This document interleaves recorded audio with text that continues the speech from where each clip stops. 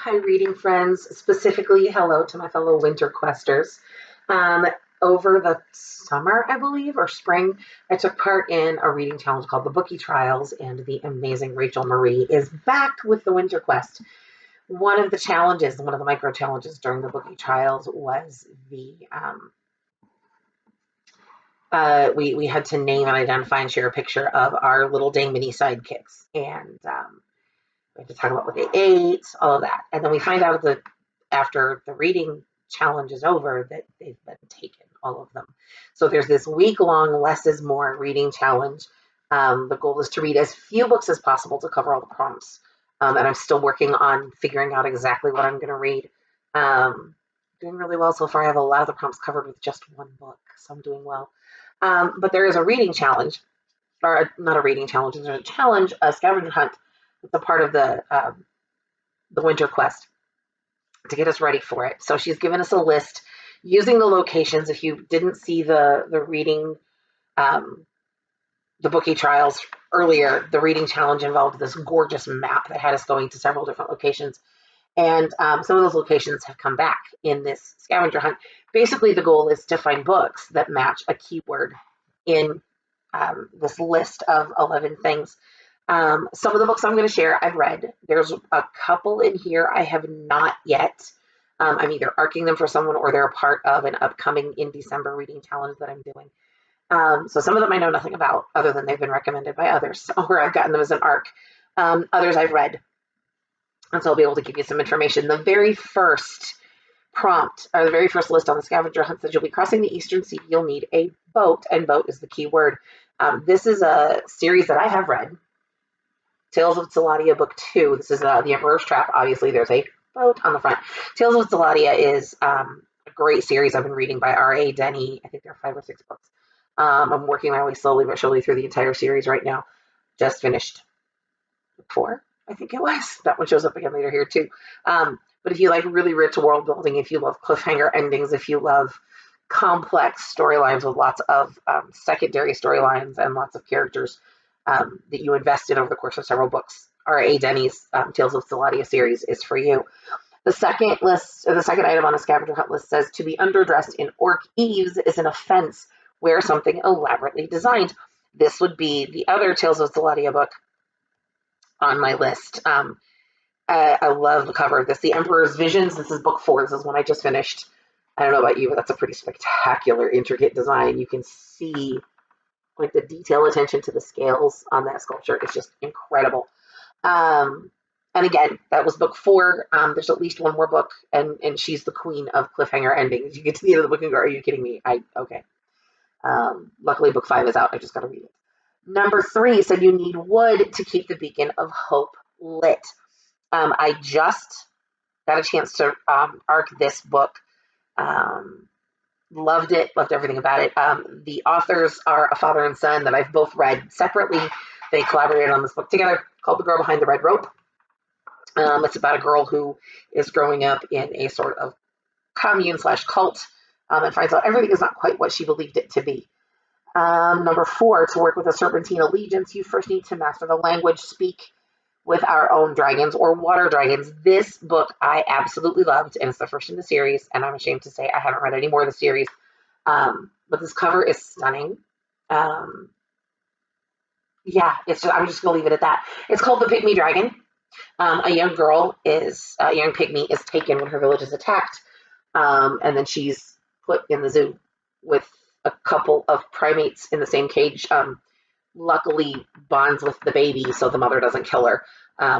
But she discovers after at first she thinks maybe kidnapped and then she realizes rescued by a dragon. She discovers she's a dragon. She's a pygmy dragon. So she's very unique. And this is the first in the Shapeshifter Dragon Legends series. And I've not been able to read any more of it yet, which I'm kind of heartbroken about because she's an amazing character and the storyline is fabulous. And yes, it's a cliffhanger ending at the end of book 1 just because Mark Secchi decided he needed to destroy us like that. Number 5, tell the deers at Royal Haven you are thankful with the gift of starlight. This is a book I have not read. My daughter is a booktuber who's obsessed with indie books. That's sort of her niche on BookTube. And she did a video recommending books for in December, which is a review challenge, not necessarily just a book reading challenge, but it's a review challenge that happens in December, courtesy of one of the authors whose books I'm going to share tonight.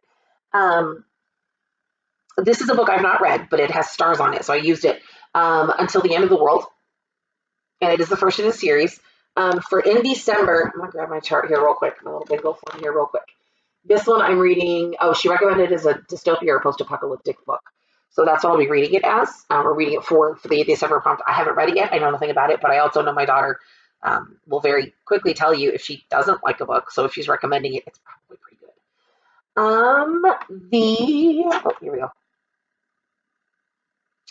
In order to gain entry, show Eastern Escape that you are an ally to persons of color. I almost used Pygmy Dragon for this because the main character is a person of color, Pygmy Dragon. But I actually just finished reading this book of poetry and I loved it. It fulfills a prompt for a readathon I'm doing this month, reading a book that involves sports, The Crossover by Kwame Alexander. Really good. It's really, really good. It's a collection of poems about a kid who plays basketball. And it's all about his experiences being on a junior high team with his brother and the fact that it's sort of a bonding thing for him and his brother and his dad. Really, really good. Kwame Alexander came, I believe, last school year to visit the high school that I work at. And that was some of the sophomores, and they all, as a part of one of their classes, read one of his books.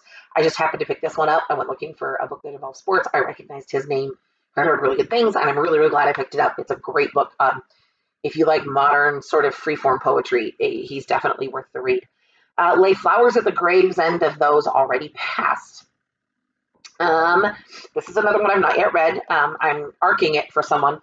It's by Safari Spell. It's called Long Live Dead Reckless. We'll see. I know nothing about it other than that. It's book one of a series.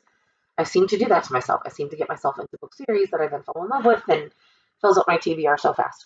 Whilst hiding, number 8 says, whilst hiding from the frost giants, keep warm with fire. I got this one from bookishfirst.com, which is you go on and you read an excerpt of a book, give a review of the excerpt, and then you may be chosen to arc the entire thing. Patron Saints of Nothing by Randy Rebay. So good. So good. This is one of those books that when I finished it, I went on to read other books, but I kept coming back and thinking about this one.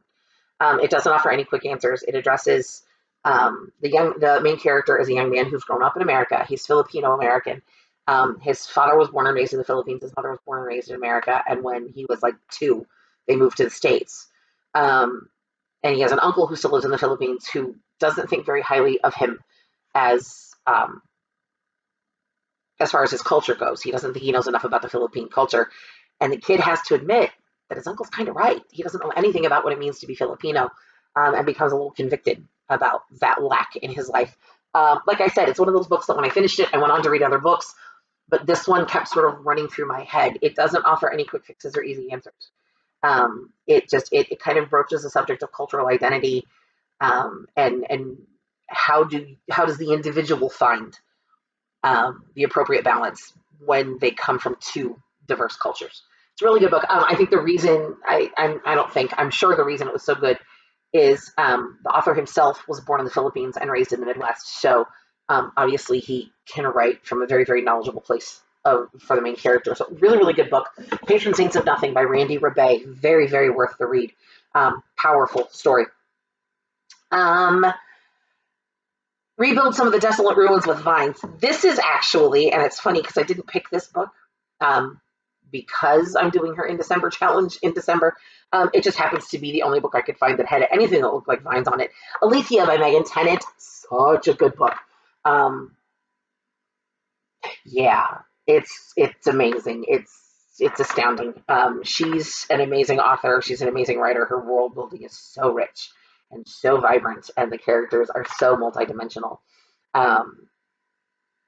I don't want to give away too much about this book because if I start talking about it, I'll give away all sorts of spoilers. It's just that good. I'm not going to lie. This next item on the list says, gather the bones of demonic residue. We will bury our demons on our own lands. I took some liberties with this. It's a book that I've not yet read called Vessels. There aren't actual bones on here, but there is a canopic jar. And if you know anything at all about ancient Egypt, this is where they put the vital organs of those who had died. And of course, pyramids are where they buried their wealthy dead. Sorry. So I took some real liberties with this one because it's not bones, but a canopic jar would be buried with bones. So I'm hoping that counts. Last but not least, for the Dark Shard, you will have to sneak, cloak yourselves in a black robe. I absolutely loved this book, Storm of Silver and Ash by Marion Blackwood. The Coming Storm is her name. They call her Storm. She's the best in the Thieves Guild, and finds herself caught in a place where she has to decide between saving the lives of others or taking care of herself and getting out with, her skin intact. Really, really good book. I gave this one 5 stars when I read it. Marion Blackwood has done a phenomenal job creating this fantasy world. But since I had to have black, she's dressed all in black, and there's a lot of black on the cover, so I counted that one. I will be sharing the link in the comments below to the Winterquest, forgot it for a minute, as well as hashtagging this in December, since that's sort of the way that that one's being handled. The goal again of in December, Winterquest is going to be this fun little one. I think it's a week long. And like I said, this is a less is more. This is how few books can you read to cover all the prompts, which fits in beautifully with doing in December. But in December is literally meant to focus on independent authors.